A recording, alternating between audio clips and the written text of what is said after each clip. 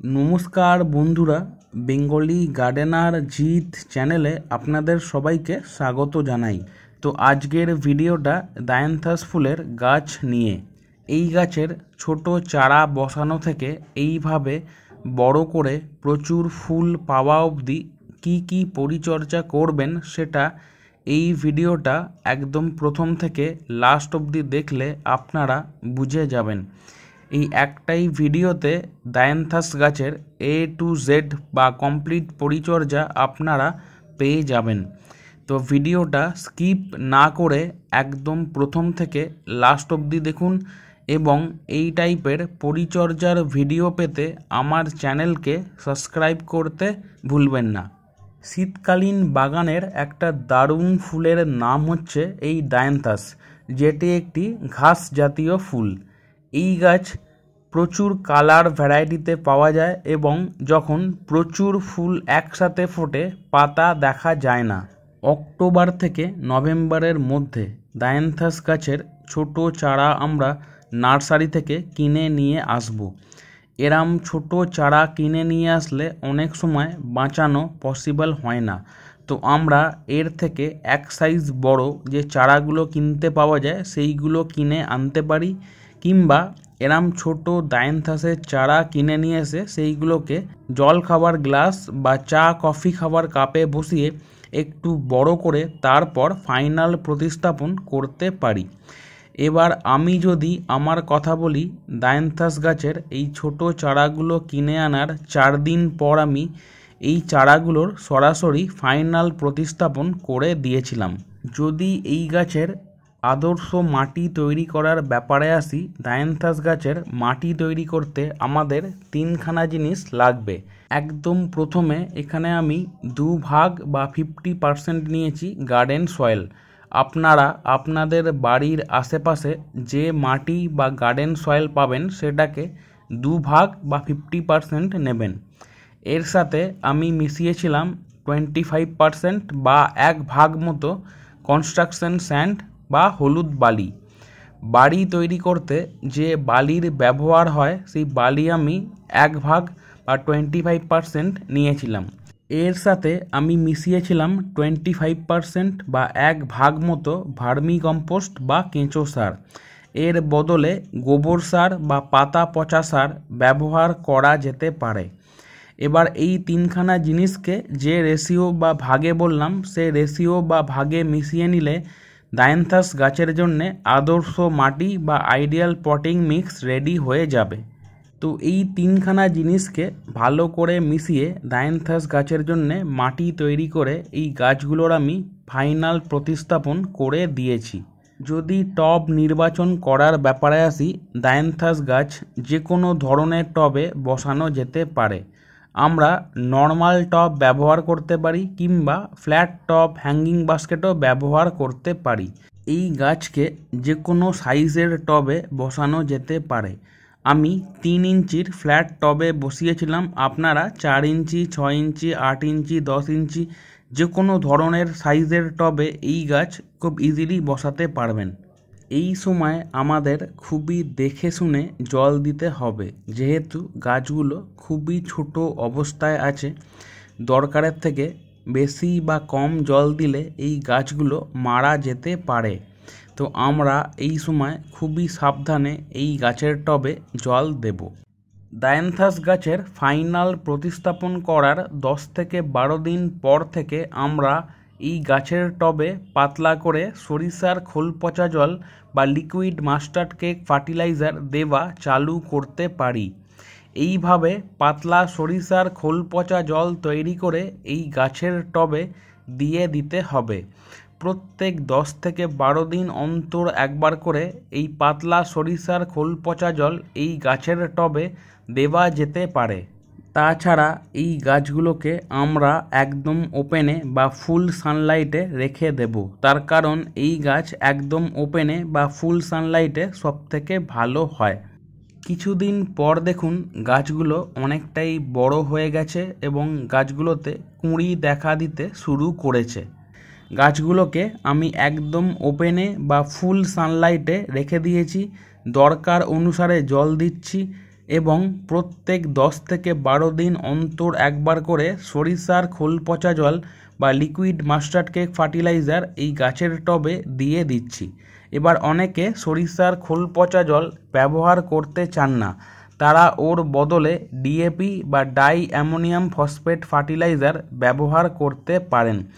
এই ফার্টিলাইজারটা গাছের টবের সাইজ অনুযায়ী দিতে হয়। 3 ইঞ্চির টবে 3খানা ডিএপির দানা দেব, 4 ইঞ্চির টবে 4খানা, 6 ইঞ্চির টবে 6খানা।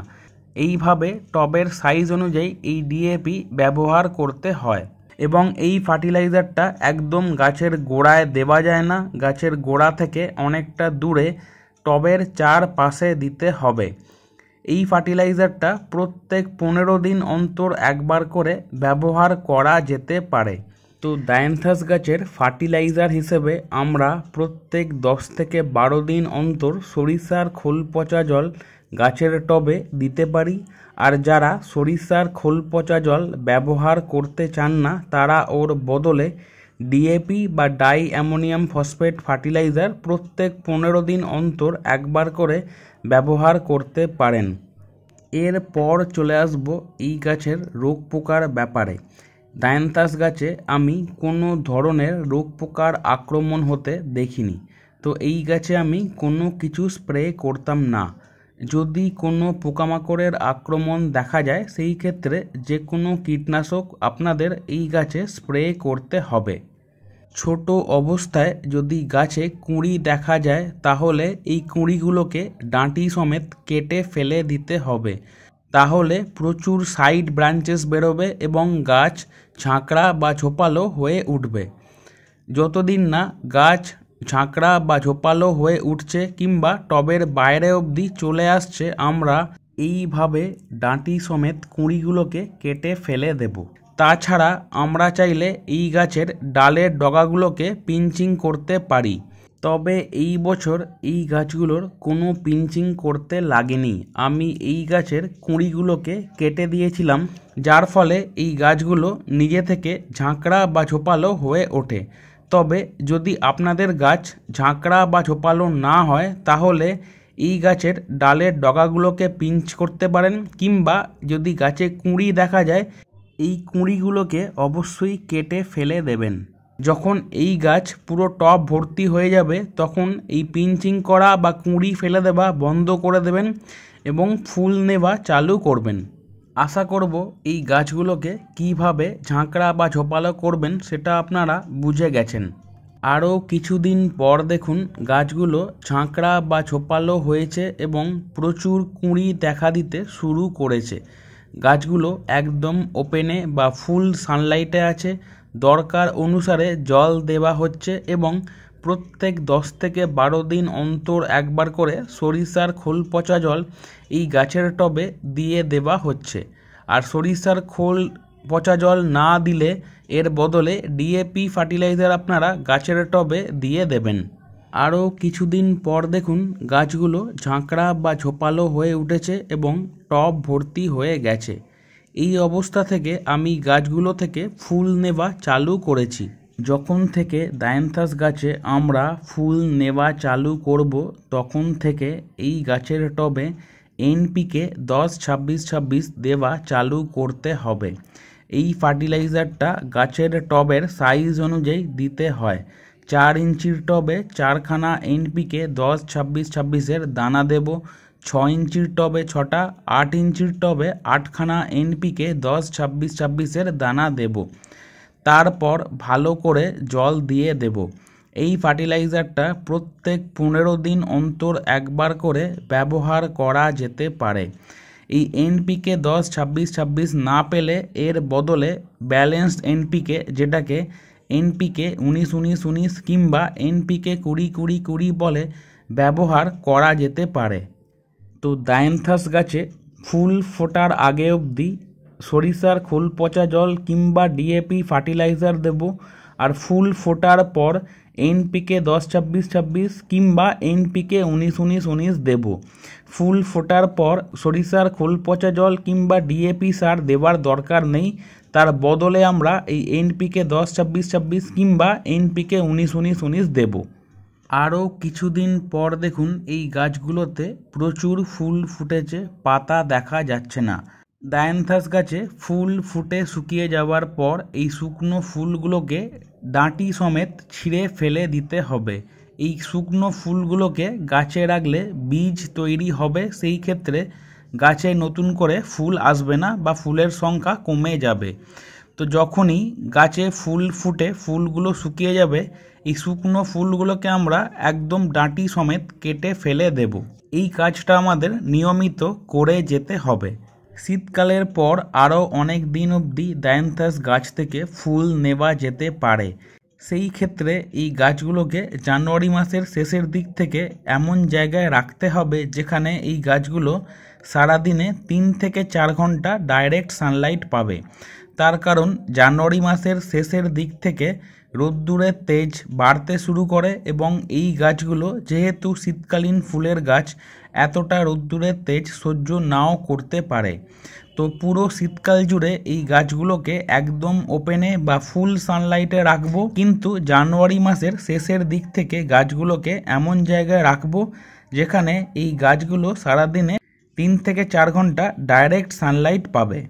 তো এতক্ষণ আমি ডায়ান্থাস গাছের একদম ছোট চারা বসানো থেকে এইভাবে বড় করে প্রচুর ফুল পাওয়া অবধি A to Z বা সম্পূর্ণ পরিচর্যা আপনাদের বললাম। আশা করব এই ভিডিওটা পুরো দেখার পর আপনারা ভালোভাবে ডায়ান্থাস গাছ করে এইভাবে গাছ ভর্তি ফুল পেতে পারবেন।